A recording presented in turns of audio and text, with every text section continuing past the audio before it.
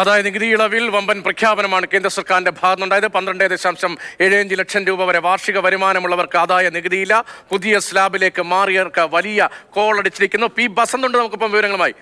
ബസന്ത്, 1 ലക്ഷം രൂപ വരെ മാസം ശമ്പളം വാങ്ങുന്ന ആളുകൾക്ക് ആദായ നികുതി കൊടുക്കേണ്ടതില്ല എന്നുള്ളത് ചരിത്രപരമായ പ്രഖ്യാപനമാണ്. കേന്ദ്ര സർക്കാരിന്റെ വരുമാനത്തിന്റെ മേജർ ചങ്ക് 22% വരുന്നത് ഈ ഡയറക്ട് ടാക്സിൽ നിന്നാണ് എന്നിരിക്കെ പോലും ഇങ്ങനൊരു തീരുമാനമെടുത്തിരിക്കുന്നത് തീർച്ചയായും ഒന്ന് BJPയുടെ കോർ കോൺസ്റ്റിറ്റ്യുവൻസി എന്ന് പറയാവുന്ന മധ്യവർഗത്തെ സന്തോഷിപ്പിക്കാനാണ്. ഒപ്പം വിപണിയിലേക്ക് കൂടുതൽ പണം വരട്ടെ, ആളുകൾ സ്പെൻഡ് ചെയ്യട്ടെ എന്നൊരു താല്പര്യം കൂടി ഇതിന് പിന്നിലുണ്ടോ? തീർച്ചയായും ഇന്നിപ്പോൾ ധനമന്ത്രി പറഞ്ഞത് തന്നെ 1 ലക്ഷം കോടിയിലധികം രൂപയുടെ വരുമാനം വേണ്ടെന്ന് വെച്ചുകൊണ്ട് ഞങ്ങൾ ഈ പ്രഖ്യാപനം നടത്തുന്നു എന്നാണ് ബഡ്ജറ്റ് പ്രസംഗം അവസാനിപ്പിച്ചുകൊണ്ട് ധനമന്ത്രി നിർമ്മലാ സീതാരാമൻ ഇടത്തരക്കാർക്ക് വലിയ ആനുകൂല്യം പ്രഖ്യാപിച്ചത്. 12 ലക്ഷം രൂപ, അതായത് 12.75 ലക്ഷം രൂപ വരെ സ്റ്റാൻഡേർഡ് ഡിഡക്ഷൻ ഉൾപ്പെടെ വരുമ്പോൾ 12.75 ലക്ഷം രൂപ വരെ വരുമാനമുള്ളവർ നികുതി നൽകേണ്ടതില്ല എന്നുള്ള വലിയ പ്രഖ്യാപനം ഇടത്തരക്കാർക്ക് വലിയ ആശ്വാസമാണ് നൽകുന്നത് എന്നുള്ള കാര്യത്തിൽ യാതൊരു സംശയവുമില്ല.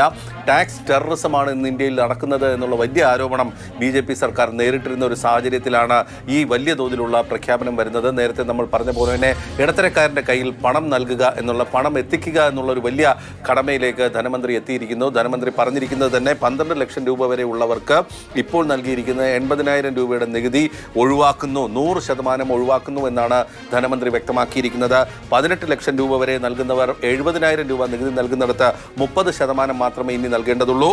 25 ലക്ഷം രൂപയ്ക്ക് മുകളിൽ നൽകുന്ന വരുമാനമുള്ളവർ 1,10,000 രൂപ വരെ നികുതി നൽകിയെന്നിടത്ത് ഇനി 25% നികുതി മാത്രം നൽകിയാൽ മതി എന്നാണ് ധനമന്ത്രി വ്യക്തമാക്കിയിരിക്കുന്നത്. അപ്പോൾ വലിയ തോതിലുള്ള നികുതി വരുമാനം വേണ്ടെന്ന് വെച്ചുകൊണ്ട് ഞങ്ങൾ ഇടത്തരക്കാരുടെ കയ്യിലേക്ക് പണം എത്തിക്കുന്നു എന്നുള്ളതാണ്. അതായത് വിപണിയിലേക്ക് പണം വരേണ്ട ഒരു ആവശ്യകത സർക്കാർ തിരിച്ചറിഞ്ഞിരിക്കുന്നു എന്നുള്ളതാണ്.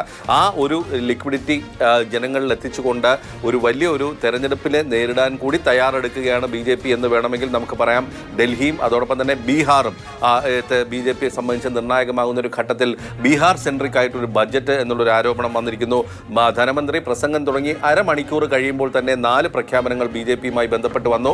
അതിലൊന്ന് national institute of food technology, മറ്റൊന്ന് മഖാന ബോർഡ്, പിന്നെ ഒന്ന് പട്ന വിമാനത്താവളത്തിൻ്റെ നവീകരണം, അതോടൊപ്പം തന്നെ മിഥിലയിൽ കോസി നദിക്കരയിൽ ഒരു കനാൽ പദ്ധതി തുടങ്ങിയവ തന്നെ വലിയ കോടികൾ വെച്ചുള്ള പ്രഖ്യാപനം തന്നെയാണ് ധനമന്ത്രി നടത്തിയത്. അപ്പോൾ അത് ഈ ലോക്സഭയ്ക്കുള്ളിൽ തന്നെ വലിയ തോതിൽ പ്രതിപക്ഷത്തിൻ്റെ ഭാഗത്ത് നിന്ന് ചില കളിയാക്കലുകൾക്കും അത് വഴിവെച്ചു എന്നുള്ളതാണ്.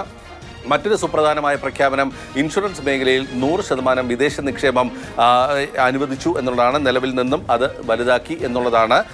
നേരത്തെ ഈ നിലവിലുള്ള സാഹചര്യത്തിൽ 75% അതാണ് 100% ഉയർത്തിക്കൊണ്ട് വരുന്നത്. മാത്രമല്ല ആണവ കരാറുമായി ബന്ധപ്പെട്ട നിയമങ്ങളിൽ വലിയ തോതിൽ മാറ്റം വരുത്തുമെന്ന് സർക്കാർ ഇപ്പോൾ പ്രഖ്യാപിച്ചിട്ടുണ്ട്. ഇത് സംബന്ധിച്ച നിയമങ്ങൾ കൊണ്ടുവരും. അതായത് സ്വകാര്യ ആണവ വൈദ്യുതിയിലേക്ക് രാജ്യം പോകുന്നു എന്നുള്ളത് തന്നെയാണ്. മോഡുലാർ ന്യൂക്ലിയർ എനർജി പ്ലാന്റുകൾ സ്ഥാപിക്കുമെന്ന് സർക്കാർ വ്യക്തമാക്കിയിട്ടുണ്ട്. ആണവ വൈദ്യുതിയിലേക്ക് രാജ്യം കുതിച്ചു പോകുന്ന ഒരു സാഹചര്യത്തിലേക്ക് കടക്കുന്നു എന്നുള്ള വലിയ പ്രഖ്യാപനത്തോടെയാണ് ധനമന്ത്രി ബജറ്റ് പ്രസംഗം നടത്തിയത്. ഏതായാലും ആദായ നികുതിയുമായി ബന്ധപ്പെട്ട പുതിയ സ്ലാബുകൾ ഇന്ന് ധനമന്ത്രി പ്രഖ്യാപിച്ചിട്ടുണ്ട്. അതിൽ ഏറ്റവും സുപ്രധാനമായിട്ടുള്ളത് 4 മുതൽ 8 വരെ 5%, 8 മുതൽ 12 വരെ 10%, 12 മുതൽ 16 ലക്ഷം വരെ 15%, 16 മുതൽ 20 വരെ 20%, 20 മുതൽ 24 ലക്ഷം രൂപ വരുമാനമുള്ളവർ 25%, 24 ലക്ഷം രൂപയ്ക്ക് മുകളിൽ വരുമാനമുള്ളവർ 30% ആദായ നികുതി എന്നുള്ളതാണ് പുതിയ നികുതി ഘടന പ്രകാരമുള്ള പുതിയ സ്ലാബുകൾ പ്രഖ്യാപിച്ചിരിക്കുന്നത്. പുതിയ ആദായ നികുതി നിയമം അടുത്ത ആഴ്ച പാർലമെന്റിൽ അവതരിപ്പിക്കും എന്ന് ധനമന്ത്രി വ്യക്തമാക്കിയിട്ടുണ്ട്. സുതാര്യവും ലളിതവുമായിരിക്കും പുതിയ ആദായ നികുതി നിയമം എന്നാണ് ധനമന്ത്രി ഇപ്പോൾ വ്യക്തമാക്കിയിരിക്കുന്നത്.